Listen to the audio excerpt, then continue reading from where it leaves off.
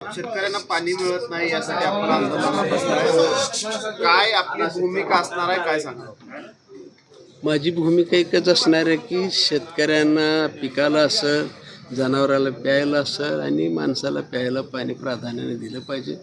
पिण्याचं प्राधान्याबरोबर जनावरांचं सुद्धा पिण्याच्या पाण्याची आणि जनावराला लागणाऱ्या चाऱ्याची सुद्धा म्हणजे पाण्यामधूनच सोय होत असते. आणि त्याच्यामुळे शेतीला सुद्धा जेवढं आहे त्यातलं थोडं थोडं का होईना पण पाणी मिळालं पाहिजे, एवढीच भूमिका. या अगोदर देखील शेतकरी जे आहेत ते आंदोलनाला बसले होते. त्यावेळेस जलसंपदा मंत्र्यांनी पाणी सोडण्याचा आदेश दिला होता. मात्र त्या आदेशाची केराची टुपली या अधिकारी कुठेतरी करत आहेत. आपण सत्ताधारी असून देखील आता आपल्याला आंदोलनाची वेळ आली.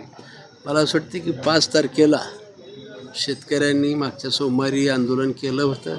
त्या दिवशी प्रशासनाने लेखी पत्र दिलं होतं की 5-6 दिवस चालू आहे पाणी, आम्ही काही करून 12 तारखेला नदीमध्ये पाणी सोडू असं लेखी आश्वासनसुद्धा आहे. काय लेखी आश्वासन, आणि त्या ह्याच्यावरती थांबले होते. काल 12 तारीख होती. काल 12 तारखेला पाणी शिनेत नव्हतं आणि म्हणून अनेकांचे फोन शिरा नदीकाठच्या सर्व शेतकऱ्यांचे मला फोन येत होते, पण मी बाहेरगावला होतो आणि म्हणून काल काय मला येणं झालं नाही.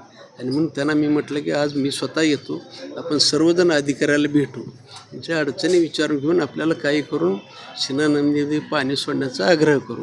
काय भूमिका असणार आहे आपल्या आता पाणी? मला असं वाटतं पाणी मिळावे हीच भूमिका असणार, बाकी काय आता असतं. पाणी तर अद्याप सोडलं नाही. अधिकारी जे आहेत ते वारंवार हे पाणी न सोडण्याचं टाळाटाळ करतात. आता अधिकारी का सोडत नाहीत, काय अडचणी आहेत, मी कसं सांग? मला एकच पाहिजे की पाणी पाहिजे शिना नदी. बापू, खरं तर या अगोदर सुद्धा आपण याच ठिकाणी आंदोलनाला बसले होता. आता पुन्हा ही दुसरी वेळ आहे, का वारंवार बसावं लागतं आपल्याला? धरणापासून शेवटच्या भागाला ह्या नशिबाला ही पाळी असतीच. कारण धरणातून पाणी सोडल्यानंतर खरं म्हणजे सुरुवातीपासून जे नदी असेल, कालवे असतील, तिथं जी वीज चालू आहे ती वीज चालू असल्यामुळे तिथं उपसा चालू असतो आणि उपसा पाण्याचा चालू असल्यानंतर खाली येणारा फ्लो कमी येतो.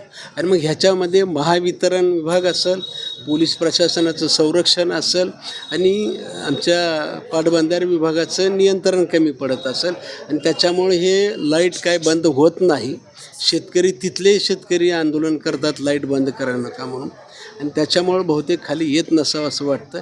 आणि हा सतत चर्चेचा विषय आहे, आंदोलनाचा विषय. आम्ही शेवटचं पार्ट असल्यामुळं आम्हाला थोडीशी अडचण आहे, पण कायमस्वरूपी तोडगा काढण्यासाठी भविष्यातसुद्धा मी प्रयत्न करतो आहे. त्यातलाच पार्ट म्हणून वडापूर बॅरेजेस बांधलेलं आहे. वडापूर बॅरेजेस बांधत असताना शिना नदी कोरडी राहू नये आणि म्हणून आपण भीमा शिना जोड कालवा मंजूर करून घेतलेला आहे. त्याला आता मान्यता मिळाली, त्याचं सर्वेक्षण चालू आहे आणि त्याला ह्या वडापूर बॅरेजेसमधून पाणी उचलण्याची परवानगी अधिकृतरित्या घेतलेली आहे. आणि ती बॅरेजेस झालं, बोगदा झाला तर शिना नदीला बारमाही पाणी, जसं भीमेला पाणी तसं शिनेलासुद्धा पाणी भविष्यात राहू शकतं. पण अजून एखादं वर्ष 2 वर्ष आम्हाला हा त्रास सहन करावाच लागणार आहे.